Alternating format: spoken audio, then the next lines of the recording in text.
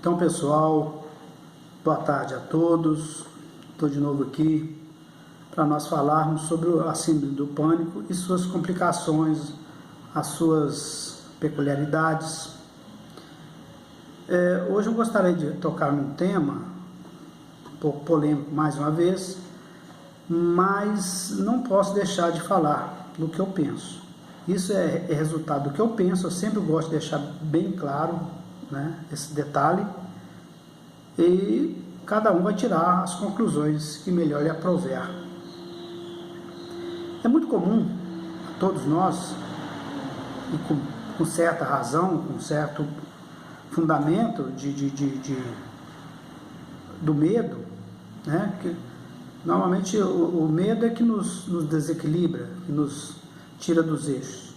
Mas é muito comum, nos primeiros sintomas, nas primeiras ocorrências da doença, a gente ficar meio aparvalhado, meio apavorado, deixa o medo toma conta. Isso é até compreensível.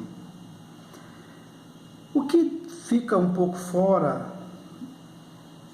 né, da possibilidade da gente se equilibrar é após aquela série de exames, dezenas de exames, várias afirmativas de vários especialistas da medicina nos falarem que não temos nada no físico, ainda assim permanecermos com aqueles medos, aqueles receios e aqueles comportamentos que não nos ajudarão em nada. Eu já falei no blog, já escrevi no blog, falei em alguns vídeos que eu postei, que o ponto de partida para o equilíbrio é a crença nos exames, é acreditar no que os médicos estão falando. Se não tomarmos por base isso, se não pegarmos isso como uma referência, um apoio, será difícil a gente alterar algo em nós. Por quê? Porque a partir daí, se eu não tenho nada no físico, eu começo a ter que pensar racional. Eu tenho que me despir de todos os conceitos que eu tive até hoje, de todas as crenças que eu tive até hoje, né? E partir para uma coisa fora daquilo que já me foi colocado na cabeça, que me vem sendo colocado por várias e várias décadas. Então, eu digo o seguinte, que a pessoa que é portadora dessa doença não pode ter preconceito de espécie alguma. Ela não pode, é uma coisa que não é compatível com o portador dessa doença. Então, quando eu consigo me equilibrar mentalmente, acreditando que eu não tenho nada no físico, então eu tenho que partir as minhas investigações para outro caminho, outro rumo. Ora, se eu não tenho nada no físico, provavelmente eu tenho que ser em algum lugar que origina isso, não é? Se eu sou uma pessoa composta de corpo e alma, subentende que se meu corpo está sadio, é a alma que está doente. Então, é nesse sentido que eu gostaria que as pessoas começassem a tentar, para sair dessa mesmice, dessa rotina. Não estou aqui querendo desacreditar em médico, não estou querendo desacreditar em terapia, em remédio, nada. Já me deram um toque aí falando que eu fico falando mal de médico. Não é isso. Não é porque eu nunca recorri, nunca me precisei, né, graças a Deus, de me abalar a médico, a me submeter a remédio, a terapias, que eu não acredito. Mas assim, o que eu acredito é que o remédio, a terapia, vai ter uma atuação um tanto quanto restrita. Ela vai atingir o corpo. O remédio atinge o corpo, as alterações do corpo, e ajuda sim. Mas essa ajuda, ela vai ser complementada com a minha mudança de pensamento, com a minha mudança de comportamento. Tanto é verdade que a gente pesquisa, a gente vê, as pessoas nos procuram, falam que tomam um remédio, não adianta, melhora um pouco, depois precisa que o psiquiatra ou o médico altere a composição do remédio, a química do remédio, para que ela restabeleça. E esse restabelecimento, ele também é temporário. Então, tanto é que você precisa, a pessoa que está fazendo uso de medicamento, ela precisa ficar repetidamente todos os dias, tomar o remédio.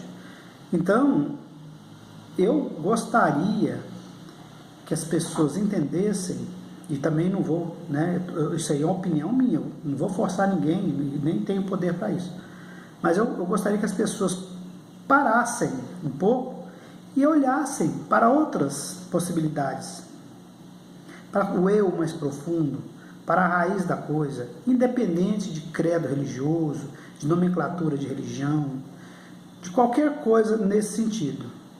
Eu gostaria que as pessoas percebessem que a raiz da coisa está mais internamente. Chame-se espírito, chame-se alma, chame o que quiser, mas que isso está na essência, lá no cerne, lá dentrinho da gente, onde a medicina ainda não conseguiu achar, onde o remédio não consegue chegar, onde a terapia não consegue tranquilizar. Esse é o caminho. Então, mas para que cheguemos a essa situação, a gente precisa desatrelar de alguns conceitos que nos são impostos desde há vários anos, de remotas épocas. Então, olha como está a situação. A gente percebe, a gente vai conversar com a pessoa, às vezes no WhatsApp ou em outro meio de comunicação, a pessoa, ao invés de falar: ô fulano, como é que você está? Tudo bem? Você está melhor? Tá. Ele já vem e fala assim: oi, bom dia. Nossa, uma tontura. Nossa, uma dor de cabeça. Uma falta de ar. Uma batedeira no coração. Uma taquicardia.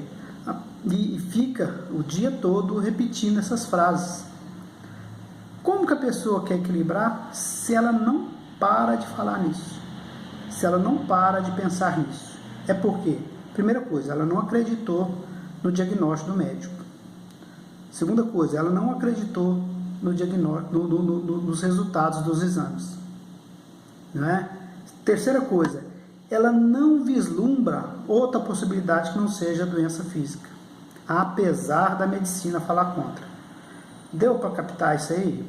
Então, se a pessoa não se imbuir de acreditar que existe algo além do corpo, e fica bem claro, não estou falando de religião, que às vezes as religiões têm uma mania de entorpecer a nossa mente, de fazer fantasiar algumas coisas. Não estou falando disso, é mudança de comportamento, de entendimento, de acreditar que existe alguma coisa além do corpo. Se eu me submeter a 100 exames, os 100 exames vai dar tudo negativo. Se eu procurar 100 médicos me falar que eu não tenho nada no físico, eu vou continuar a perseguir isso até quando? Chega um momento, a pessoa tem que decidir. Falar: não, peraí, eu tenho que fazer alguma coisa diferente. Eu tenho que alterar alguma coisa em mim, eu tenho que mudar. Porque ficar indo ao médico, ele vai ficar repetindo os remédios. Tanto é que tem pessoas que nem na presença do médico não vai mais. O médico simplesmente deixa a receita com a secretária, já sabe o remédio que a pessoa toma e vai ficando aquele círculo vicioso. Eu não sei se isso, né? Eu não quereria isso para mim. Eu não gostaria que isso acontecesse comigo, né? Se eu fosse alguma pessoa que utilizasse da medicina, dos médicos, que eu não desacredito, olha bem, não desacredito. O que eu questiono aqui, essa dependência eterna, infinita, sem fim, sem nenhuma outra possibilidade. Será que não tem outra possibilidade? Será que não tem outro caminho? Não é? Então, é nisso que eu quero que as pessoas pensem. Eu quero instigar as pessoas a raciocinar, a pensar de outra forma.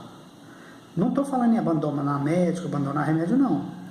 Mas o que o remédio também seja uma forma de dar uma sustentação, que a gente sabe que ela dá uma sustentação temporária, mas não dá aquela solução definitiva para tudo que a gente sente. Né? Vamos parar aquele negócio de ficar entrando no WhatsApp e falar, tô com dor de cabeça, tô assim, tô assado. Mas não procura nada para mudar. Não altera, não segue as dicas, não fazem a respiração diafragmática, né? Não altera o foco dos pensamentos, né?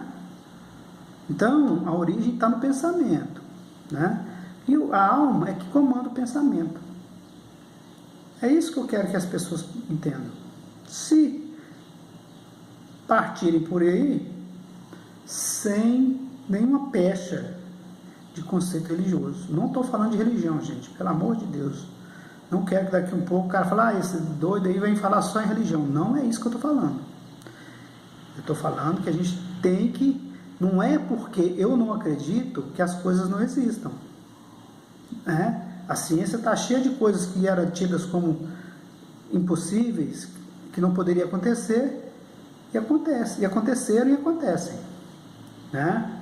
Prestem atenção, a gente não pode ficar, nós portadores dessa doença, não podemos ficar presos a conceitos retrógrados, a pensamentos atrasados, né? Ficar deixando que coisas, instituições, outras pessoas nos tolham a capacidade de raciocinar por nós mesmos.